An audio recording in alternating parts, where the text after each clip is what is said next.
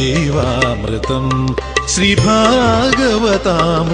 ജീവാമൃതം ശ്രീ വിഷ്ണു ഭഗവാന്റെ ചരിതാമൃതം വേദവ്യാസൻ മൊഴിഞ്ഞ വചനാമൃതം വേദവ്യാസൻ മൊഴിഞ്ഞ വചനാമൃതം ഭാഗവതാമൃതം ജീവാമൃതം ശ്രീഭാഗവതാമൃതം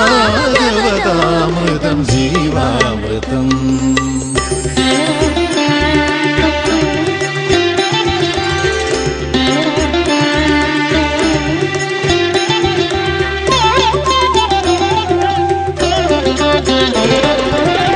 നാരായണ നമ നാരായണ ഹരി നാമം പരബ്രഹ്മജ്ഞാനാമൃതം നാരായണ നമ നാരായണ ഹരി നാമം പരബ്രഹ്മജ്ഞാനാമൃതം ഹരിനാമ സങ്കീർത്തനം പാടി ലോകത്തിൽ ഹരിയുടെ കരുണ കഥ പറയാം വൈഷ്ണവ വൈഭവ കഥ പറയാം ശ്രീകൃഷ്ണ കൃപാവര കഥ പറയാം വൈഷ്ണവ വൈഭവ കഥ പറയാം ശ്രീകൃഷ്ണ കൃപാവര കഥ പറയാം ഭാഗവതാമൃതം ജീവാമൃതം ശ്രീ ഭാഗവതാമൃതം ജീവാമൃതം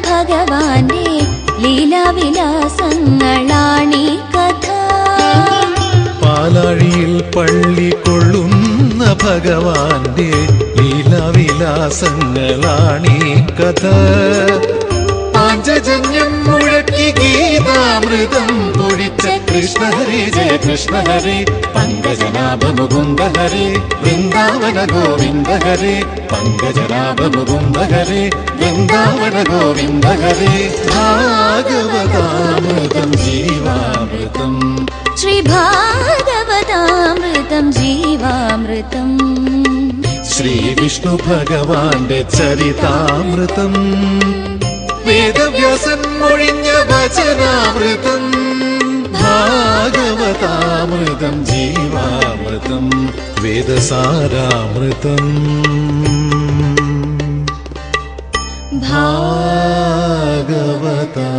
ഭാഗവതാമൃതം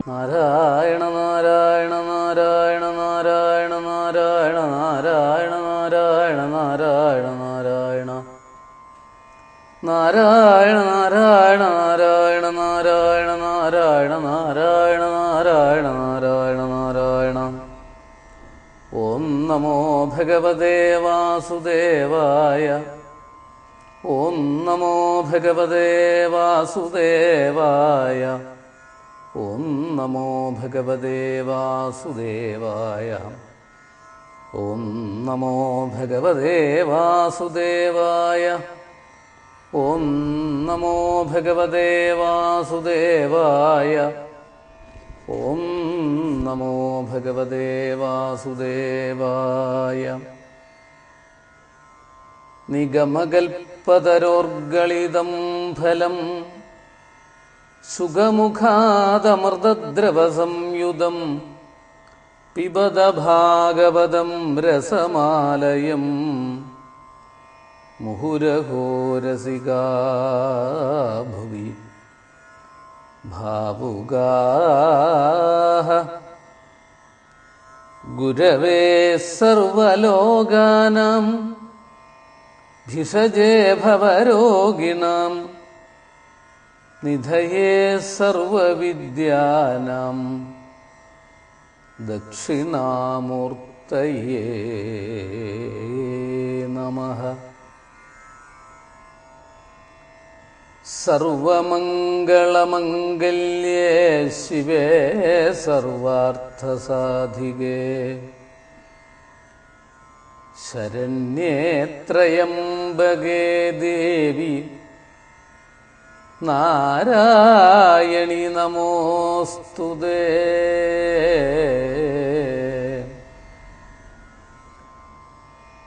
കൃഷ്ണായ വാസുദേവായ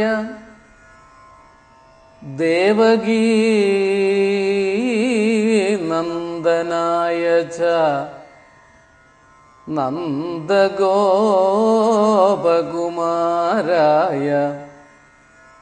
ഗോവിന്ദായ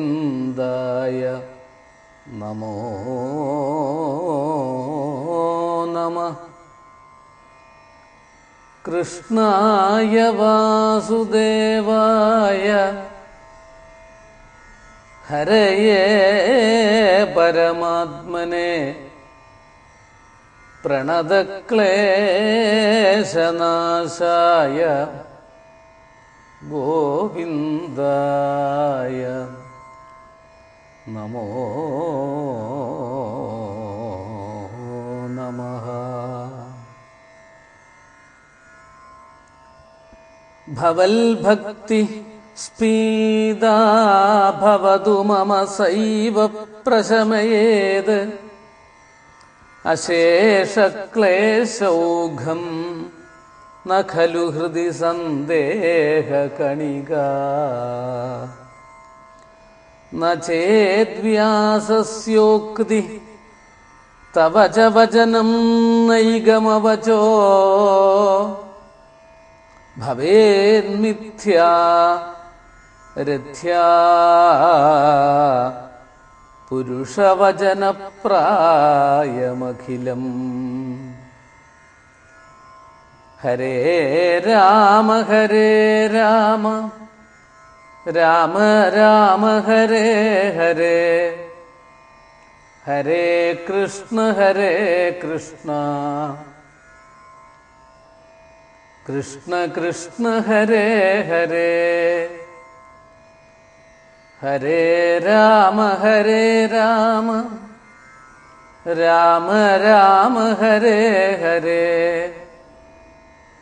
ഹരേ കൃഷ്ണ കൃഷ്ണ കൃഷ്ണ കൃഷ്ണ ഹരേ ഹരേ ഹരേ രാമ രാമ രാമ രാമ ഹരേ ഹരേ ഹരേ കൃഷ്ണ കൃഷ്ണ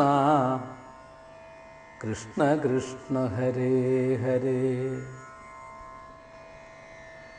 എല്ലാവർക്കും നമസ്കാരം. ഭാഗവതാമൃതം ഭാഗവത മഹാത്മ്യ പാരായണം മൂന്നാമത്തെ അധ്യായം. ഹേമസിംഹയുധം ചൈതത് വൈഷ്ണവായ ദദാതി ച കൃഷ്ണേന സഹസായുജ്യം സപുമൻ ലഭതേ ധ്രുവം.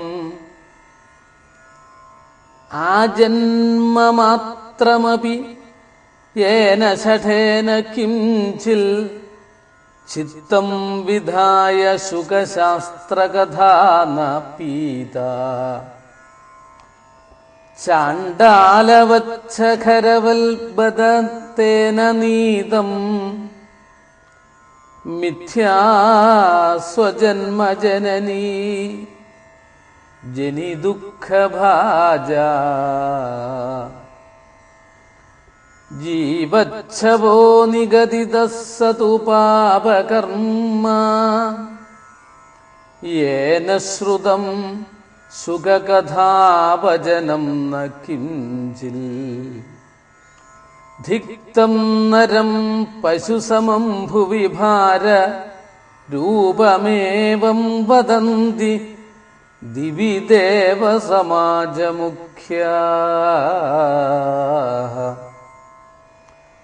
ദുർലഭൈവ കഥാലോകേ ശ്രീമദ്ഭാഗവതോദ്ഭവ കോടിജന്മസമുത്ഥേന പുണ്യേനൈവ തുലഭ്യതേ തേന യോഗനിധേ ധീമൻ ശ്രോതവ്യാ സാ പ്രയത്നത ദീനാനാം നിയമോ നാസ്തി സർവദാ ശ്രവണം മദം തേന യോഗനിധേ ശ്രീമൻ ശ്രോതവ്യാ സാ പ്രയത്നത ദിനാനാം നിയമോ നാസ്തി സർവദാ ശ്രവണം മതം സത്യേന ബ്രഹ്മചര്യേണ സർവദാ ശ്രവണം മതം അശക്യത്വാൽ കലോ ബോധ്യോ വിശേഷോത്ര ശുഗാജ്ഞയാ മനോവൃത്തിജയശ്ചൈവ നിയമാചരണം തഥാ ദീക്ഷാം കർത്തും അശക്യത്വാൽ സപ്താഹശ്രവണം മതം ശ്രദ്ധാദശ്രവണേ നിത്യം മാഘേ താവദ്ധി യൽഫലം തൽഫലം സുഖദേവേന സപ്താഹശ്രവണേ കൃതം മനസശ്ചാജ്ജയാൽ രോഗാൽ പുംസാം ചൈവായുഷക്ഷയാൽ കലേർദോഷഭൂത്വാച്ഛ സപ്താഹശ്രവണം മതം യൽഫലം നാസ്തി തപസാ ന യോഗേന സമാധിനാ അനായാസേന തൽസർവം സപ്താഹശ്രവണേ ലഭേൽ അനായാസേന തൽസർവം സപ്താഹ ശ്രവണേ ലഭേൽ. ശ്രീമദ് ഭാഗവത മഹാത്മ്യമാണ് അനുസ്മരിക്കുന്നത്. ഭാഗവതത്തിൻ്റെ മഹത്വം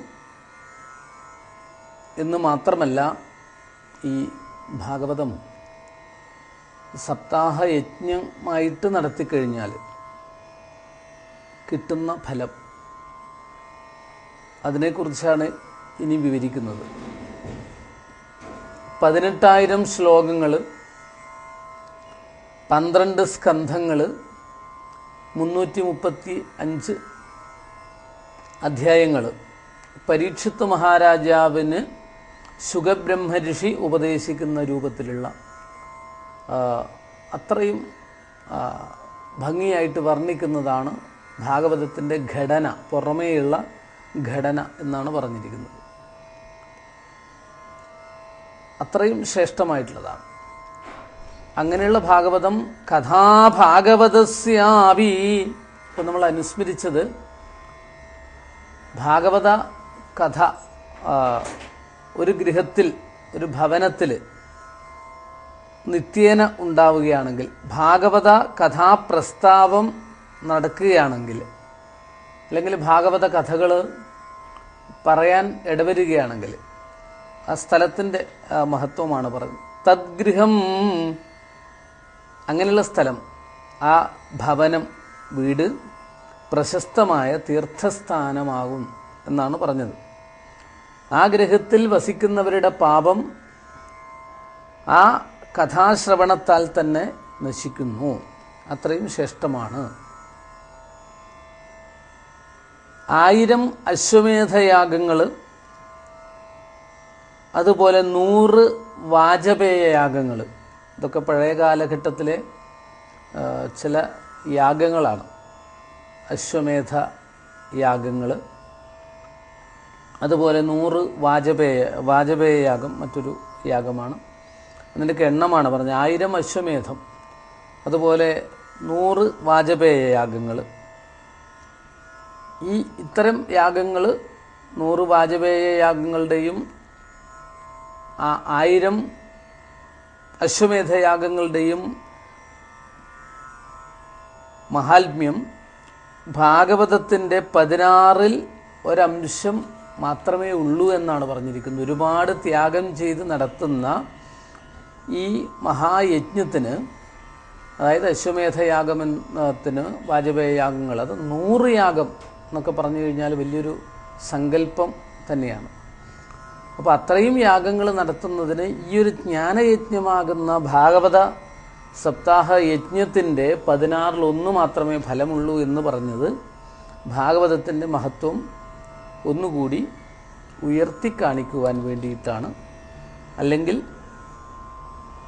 ഈ കലിയുഗത്തിൽ ഭാഗവതം അത്രയും ശ്രേഷ്ഠമാണ് എന്ന് ബോധ്യപ്പെടുത്താനാണ്. അതാണ് സപ്താഹ യജ്ഞത്തിൻ്റെ മഹത്വമായിട്ട് പറഞ്ഞിരിക്കുന്നത്. ശുഗശാസ്ത്രകഥായാശ്ച കലാം നാർഹന്തി ഷോഡശീം. 16-ൽ 1 ഫലം എന്ന് പറയാൻ കാരണം അതാണ്. ഇനി ഭാഗവതം കേൾക്കുന്ന ഒരാളുടെ ശരീരത്തെ ബാധിക്കാൻ പാപത്തിന് പോലും കഴിയുകയില്ല എന്നാണ് പറയുന്നത്. സാധാരണഗതിയിൽ നമ്മൾ പല പല ദുഷ്കർമ്മങ്ങൾ ചെയ്യുന്നതിൻ്റെ ഫലമായിട്ടാണ് പാപം ഏറ്റെടുക്കേണ്ടതായിട്ട് വരുന്നത്. പാപഫലം എന്ന് പറയുന്നത് വലുതാണ്.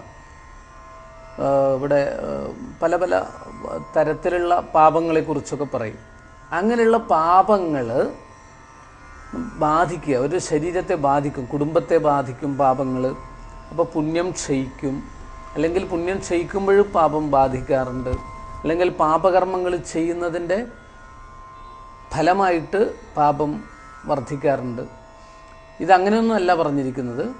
പാപം ഭാഗവത കഥകൾ കേൾക്കുന്ന, അല്ലെങ്കിൽ ഭാഗവത കഥകൾ പറയുന്ന, ഭാഗവതം പാരായണം ചെയ്യുന്ന ഒരാളുടെ ശരീരത്തെ പാപങ്ങൾ ബാധിക്കില്ല എന്ന് പറഞ്ഞാൽ അത്രമാത്രം അതിന് ശക്തിയുണ്ട്. വെറുതെ പറയുന്നതല്ല, അനുഭവത്തിലൂടെ അത് തെളിയിച്ചു തരാൻ ഭാഗവതോത്തമന്മാർക്ക് സാധിച്ചിട്ടുണ്ട്. അത്ര ശ്രേഷ്ഠമായിട്ടുള്ളതാണ് ഭാഗവതം. ന ഗംഗാ ന ഗയാ കാശീ പുഷ്കരം ന പ്രയാഗകം ശുഗശാസ്ത്രകഥായാശ്ച ഫലേന സമതാം നയേൽ. ഗംഗാ, ഗയാ, കാശി, പുഷ്കരം, പ്രയാഗം പ്രധാനപ്പെട്ട തീർത്ഥങ്ങളാണിതൊക്കെ.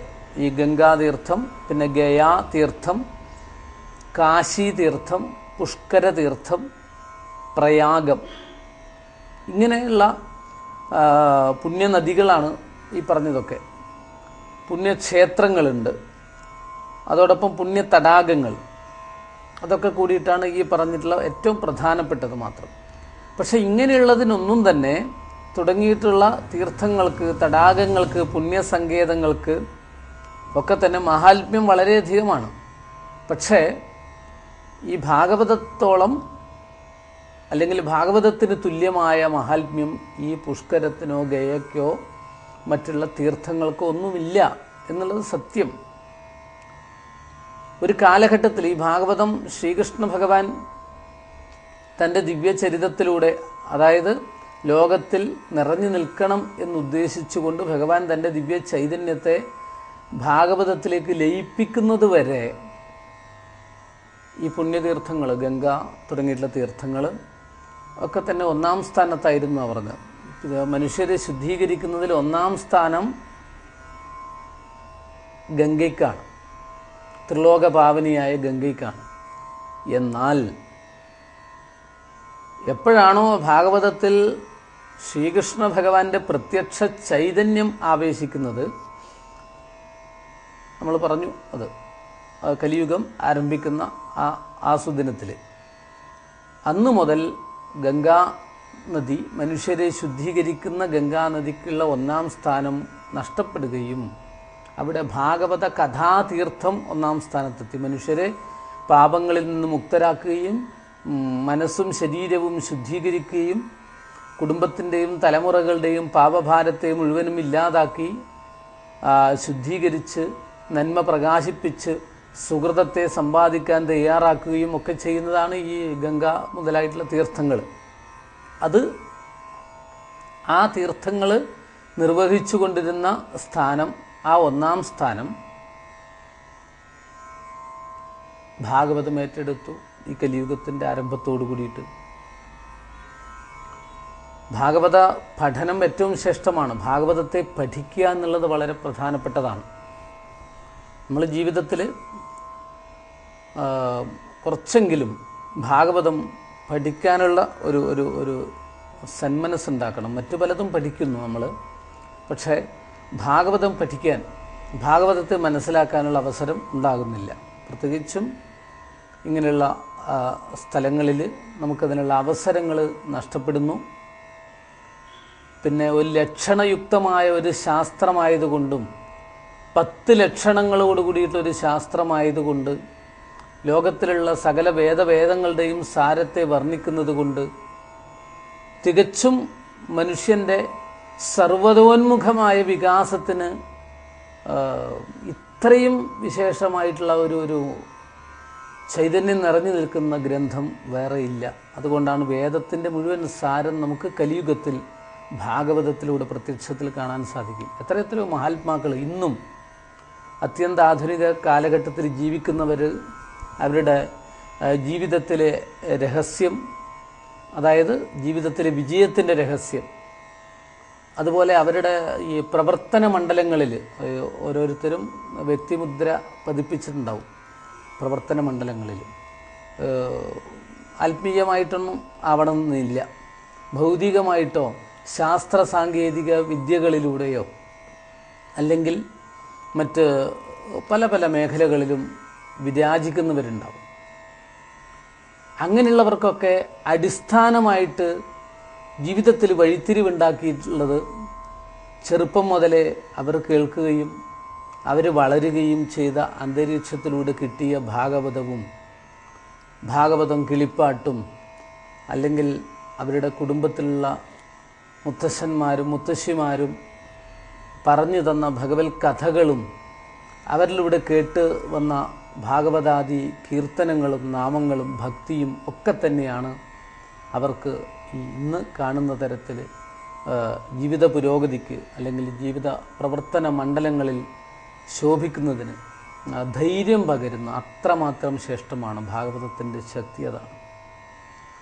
മറ്റുള്ള രാജ്യങ്ങളിലാണെങ്കിൽ ഈ ഭാഗവതം പല രീതിയിലും പഠനത്തിന് വിധേയമാക്കുന്നു, ഗവേഷണത്തിന് വിധേയമാക്കുന്നു. അതോടൊപ്പം തന്നെ ഭാഗവതത്തെ നിത്യജീവിതത്തിൽ പഠിക്കാൻ, ക്ലാസ്സുകളിലൂടെ പഠിക്കാനുള്ള വേദി ഒരുക്കുകയും ചെയ്യുന്ന ഒരവസ്ഥയുണ്ട്. പക്ഷെ നമുക്കത് വേണ്ടതുപോലെ കിട്ടാത്ത ഒരു കാലഘട്ടമാണ്, അല്ലെങ്കിൽ ഒരു ദേശമായിട്ട് വരുന്ന സമയത്ത് അത് വേണ്ടതുപോലെ കിട്ടണം എന്നുള്ള ആഗ്രഹത്തോടു കൂടിയിട്ടാണ് ഇങ്ങനെ നിത്യേന നമ്മുടെ കുടുംബങ്ങളിലേക്ക് ഭാഗവതത്തെ എത്തിക്കാനുള്ള ഒരു ശ്രമം കൂടെ നടത്തിക്കൊണ്ടിരിക്കുന്നത് എന്ന് കൂടി ഈ സന്ദർഭത്തിൽ നമ്മൾ ഓർമ്മിക്കുക. അത്രയും ശ്രേഷ്ഠമാണ്. പിന്നീട് അടുത്തതായിട്ട് ഓർമ്മിക്കാനുള്ളത് ഒരു ശ്ലോകം ഭാഗവതം, അല്ലെങ്കിൽ ഒരു ശ്ലോകത്തിൻ്റെ പകുതി, അല്ലെങ്കിൽ അതിൻ്റെ പകുതി. ഒരു ശ്ലോകം എന്ന് പറയുന്നത് 4 വരിയാണ്. ഒരു ശ്ലോകം 4 വരി കവിതയ്ക്കാണ് ശ്ലോകം എന്ന് പറയുന്നത്. ശ്ലോകം. അപ്പോൾ അതിൻ്റെ പകുതി എന്ന് പറഞ്ഞാൽ 2 വരി വരും. അതിൻ്റെ പകുതി എന്ന് പറഞ്ഞാൽ 1 വരി, ഒരു പാദം എന്നും പറയും. 4 പാദങ്ങൾ കൂടിക്കഴിഞ്ഞാൽ, ഈ 4 പാദം 4 ഭാഗങ്ങൾ കൂടിക്കഴിഞ്ഞാൽ 25% വരുമ്പോൾ അത് 100 ആവുന്നത് പോലെ 4 ശ്ലോകങ്ങൾ, അതായത് 4 വരികൾ ഒരു ശ്ലോകമായി. അതിൽ ഒരു 2 വരിയെങ്കിലും പകുതി ഭാഗമെങ്കിലും ഉച്ചരിക്കാനിട വരുന്നത് ഉച്ചരിക്കുക ഏറ്റവും ശ്രേഷ്ഠമാണ്. നമുക്ക് ചെയ്യാൻ സാധിക്കും. ഈ ഭാഗവതം കേൾക്കുന്നതിലൂടെ മാത്രമേ ഇത് സാധിക്കുള്ളൂ. കാരണം നമ്മൾ അറിയാത്ത പല പല കാര്യങ്ങളും നമ്മൾ ഇന്ന് സ്വാധീനിക്കുന്നു നമ്മുടെ നിത്യജീവിതത്തിൽ. ഇന്ന് വരെ കേട്ടുകേൾവില്ലാത്ത പുതിയ പുതിയ വസ്തുക്കൾ നമ്മളെ സ്വാധീനിക്കുന്നു, നമ്മളിതെടുത്ത് ഉപയോഗിക്കുന്നു. പക്ഷേ പണ്ട് കാലത്തെ നമ്മുടെ പൂർവികർ കാരണവന്മാരൊക്കെ പറഞ്ഞു തന്ന, ഋഷീശ്വരന്മാർ പറഞ്ഞു തന്ന ഭാഗവതത്തെ നമ്മൾ അറിഞ്ഞാലും അറിഞ്ഞു നടിക്കുന്നില്ല, ഉപയോഗിക്കുന്നില്ല എന്നുള്ളത് ഔദ്ധത്യമാണ്, ഔന്നത്യമല്ല. അതുകൊണ്ട് തന്നെ എന്തെങ്കിലും തരത്തിൽ ഭാഗവതത്തെ കേൾക്കാൻ ഇടവരുന്ന സമയത്ത്, ഭാഗവതത്തിൽ ഒരു ശ്ലോകമെങ്കിലും ഉച്ചരിക്കാൻ ഇടവരുന്ന സമയത്ത് വളരെ ലളിതമായിട്ട് കൃഷ്ണായ വാസുദേവായ ദേവകി നന്ദനായ ച നന്ദഗോപകുമാരായ ഗോവിന്ദായ നമോ നമഃ. ഒരു ശ്ലോകം. ഇതുപോലെ എത്ര പ്രാർത്ഥനാ ശ്ലോകങ്ങളുണ്ട് ഭാഗവതത്തിൽ, എത്ര മന്ത്രങ്ങളുണ്ട് ഭാഗവതത്തിൽ. ഇന്നെന്ന് പറഞ്ഞാൽ ഇന്നത്തെ കാലഘട്ടത്തിലും വിജയത്തിന് വേണ്ടിയിട്ട്, വിജയമുണ്ടാവാൻ വേണ്ടിയിട്ട്, പരാജയമില്ലാതിരിക്കാൻ വേണ്ടി, തടസ്സങ്ങളില്ലാതിരിക്കാൻ വേണ്ടിയിട്ട് ഭാഗവതത്തിലെ ചില പ്രത്യേക അധ്യായങ്ങൾ വായിച്ചാൽ മതി എന്നാണ്. അത് ഫലവും പ്രത്യക്ഷമാണ്. ഉന്നത സ്ഥാനങ്ങളിൽ വിരാജിക്കുന്ന വലിയ വലിയ കേരളത്തിലും അതുപോലെ നമ്മുടെ ഭാരതത്തിൻ്റെയും വിദേശത്തുമൊക്കെ ആയിട്ട് വലിയ ഉയർന്ന സ്ഥാനങ്ങളിലൊക്കെ ഇരുന്നവർ ഇത്തരത്തിലുള്ള ചില വിഷയങ്ങളും പ്രശ്നങ്ങളും വന്ന സമയത്ത് ഭാഗവതത്തിലെ ഇന്ന് അധ്യായം വായിച്ച് അതിലൂടെ ഈ പ്രതിസന്ധിയെ തരണം ചെയ്തിട്ടുള്ള അനുഭവമുണ്ട്. അത്രമാത്രം ശ്രേഷ്ഠമായിട്ടുള്ളത് ഭാഗവതത്തിലുണ്ട്. അതുപോലെ സന്താന വിഷയങ്ങളിൽ തടസ്സങ്ങളുള്ളവർക്ക് ആ തടസ്സങ്ങൾ തീർക്കുന്നതിന് വേണ്ടിയിട്ട് എന്താണോ നമ്മൾ അറിയാത്തതായ കാരണം അതിൻ്റെ പിറകിലുള്ളത്, അത്തരം കാര്യങ്ങൾക്ക് മരുന്നും മന്ത്രവും, അങ്ങനെയാണ് പറയുക. ഔഷധം, മന്ത്രം, ജപ, ഹോമ, സമാധി എന്നാണ് പറയുക. അതിന് വിശേഷപ്പെട്ട അധ്യായങ്ങൾ ഭാഗവതത്തിൽ മമ്മിയൂരപ്പൻ, ഗുരുവായൂരപ്പനെ ഭജിക്കാനായിട്ട് ഉപദേശിക്കുന്ന തരത്തിലുള്ള വിശേഷപ്പെട്ട മന്ത്രങ്ങൾ ഭാഗവതത്തിനുള്ളിലുണ്ട്. അതുപോലെ മറ്റുള്ള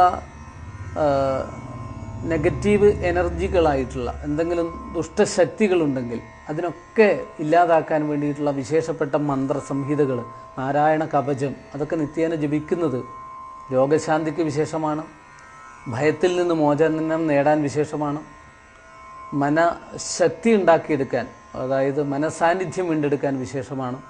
അങ്ങനെയൊക്കെയുള്ള ആ വലിയ ഒരു ഒരു ഒരു ശക്തിവിശേഷം നമുക്ക് ഭാഗവതത്തിലൂടെ നേടിയെടുക്കാൻ സാധിക്കും.